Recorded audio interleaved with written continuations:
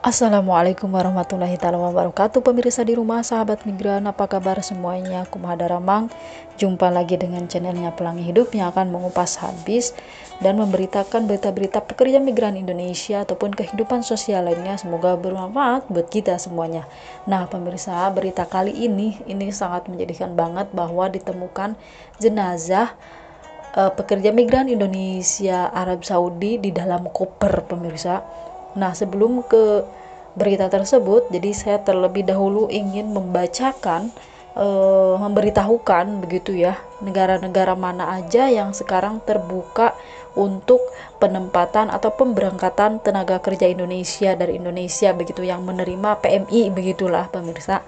Karena banyak sekali kawan-kawan yang DM saya gitu ya, chat saya, mereka menanyakan tentang bekerja ke luar negeri, apakah sudah buka atau belum. Nah, ini dia negara-negara, ada 23 negara yang sudah open ya, sudah menerima PMI, pekerja migran Indonesia. Tetapi ini untuk informasi juga ya teman-teman, kemarin saya membaca berita bahwa pemberangkatan ke Taiwan sekarang lagi ditangguhkan ya, karena kemarin ada kasus si COVID itu lagi ya, membludak lagi seperti itu, sama seperti di Hong Kong juga sekarang pecah lagi, datang lagi, dan aduh, tidak boleh lebih dari 2 orang kita duduk di luar begitu ya. Jadi untuk ke Taiwan sekarang sepertinya lagi ditangguhkan untuk sementara, tidak menerima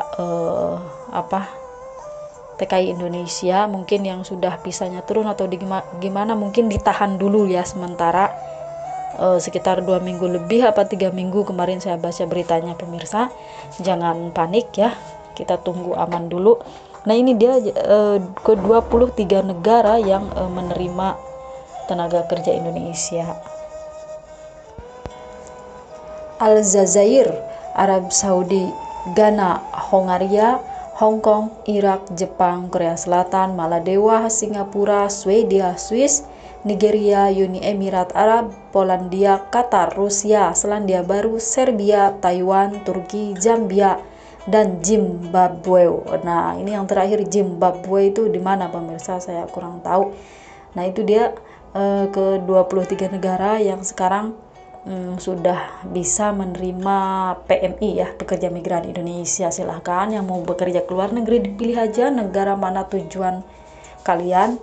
Tapi kalau saya sarankan, kalau saya boleh recommendedkan ya, kalau hukumnya yang baik begitu ya, kalau menurut saya sih Hong Kong ya pemirsa. Tapi ya itu terserah kalian sih begitu. Oke, kita lanjut ke TU, yaitu topik utama. Disimak ya agar tidak gagal paham. Wanita WNI meninggal dalam koper di Arab bukan korban pembunuhan. Pelaku dibantu pria WNI buang mayatnya. Dilansir oleh tribunnews.com 1 Desember 2020 jam 5.31 menit. tribunmanado.co.id. Kabar terbaru penemuan mayat wanita WNI dalam koper di Arab Saudi ternyata bukan korban pembunuhan. Setelah diusut oleh aparat kerajaan Arab Saudi, pihak mereka menahan 2 warga negara Indonesia yang diduga terlibat memasukkan jenazah seorang perempuan warga Indonesia lain ke dalam koper di Mekah pada hari Jumat lalu ya pemirsa. Sosok pria WNI dikabarkan bekerja sama dengan pelaku yang membuang jasad WNI yang telah dimasukkan ke dalam koper tersebut.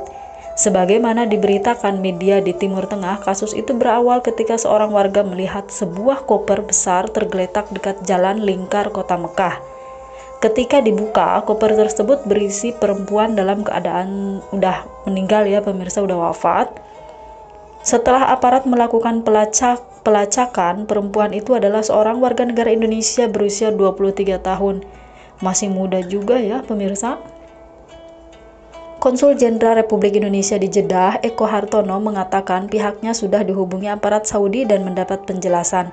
Menurut dia, kasus itu bermula ketika seorang pekerja migran asal Indonesia berinisial AS kabur dari pekerjaannya sebagai petugas pembersih di sebuah perusahaan Saudi di Mekah. Dia bekerja sejak Februari tahun ini, katanya kepada BBC News Indonesia. Belum diketahui penyebab perempuan asal Tangerang, Banten itu meninggalkan pekerjaannya tersebut. Jadi kaburlah begitu ya pemirsa. Merujuk keterangan yang didapat dari pihak berwenang Saudi, Eko menurutkan AS ditampung seorang perempuan WNI berinisial H. Ini apa ya pemirsa, privasi ya, kita sebut aja berinisial H. Jadi si tersangka pelaku ini atas nama H ini dia menampung overstayer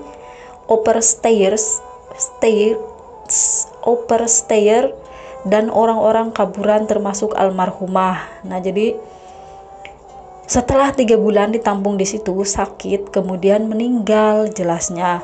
Meski demikian, dia menambahkan pihaknya belum bisa memastikan penyakit yang diidap AS yang jasadnya dalam koper itu loh pemirsa. Bagaimanapun, Eko menyatakan kepolisian menyebut tidak ada tanda-tanda pembunuhan atau kekerasan pada jenazah AS. Untuk memastikan penyebab kematian AS, ia berujar akan dilakukan proses autopsi. Hasil autopsi resmi belum keluar. Saat AS meninggal, Eko mengungkapkan dari keterangan yang didapat aparat, H mengaku tidak melaporkan hal itu karena takut berurusan dengan polisi. Karena kalau dia lapor, misalnya polisi datang, itu juga nanti kan akan berurusan dengan aparat begitu. Dia akan ditanya kenapa sakitnya, dia akan kena juga karena penampung orang-orang kaburan dan overstayer, terangnya begitu ya pemirsa. Jadi ini Pak Eko menyebut H kemudian bekerja sama dengan seorang pria WNI untuk memasukkan jenazah AS ke koper dan membuangnya di pinggir jalan. Harapannya agar ditemukan orang dan dibantu penguburannya. Itu pengakuan dari pelaku, tuturnya. Menurut dia, KJRI Jeddah mendapat laporan pada hari Sabtu 28 November malam ketika tersangka belum ditangkap. KJRI memastikan jenazah itu adalah WNI setelah melakukan pengecekan surat izin tinggal alias iqomah. Jadi almarhumah itu disidik jari oleh polisi. Setelah disidik jari, kemudian ketahuan iqomahnya. Lalu langsung dari tim kami lacak dari iqomahnya, ketahuan bahwa paspor Indonesia berarti orang Indonesia, orang Tangerang paparnya. Adapun WNI kedua yang menjadi tersangka juga berasal dari Provinsi Banten. Yang menampung perempuan asal Serang, dia dibantu oleh seorang laki-laki dari Lebak untuk membuang mayat, jelasnya. Eko menyatakan pihaknya sedang berupaya berkontak dengan perusahaan tempat AS pernah bekerja untuk melacak keluarganya. Hal itu dilakukan untuk mengetahui apakah jenazah AS hendak dimakamkan di Arab Saudi atau dibawa pulang ke Indonesia. Adapun terhadap 2 WNI yang menjadi tersangka pelaku pembuangan jenazah AS, Eko berujar KJRI Jeddah akan memberi pendampingan hukum. Jadi rencananya hari ini kemarin kami melakukan pendampingan. Dalam laporan Badan Perlindungan Pekerja Migran Indonesia BP2MI disebutkan jumlah buruh migran Indonesia yang ditempatkan di Arab Saudi per 2019 mencapai 718 orang.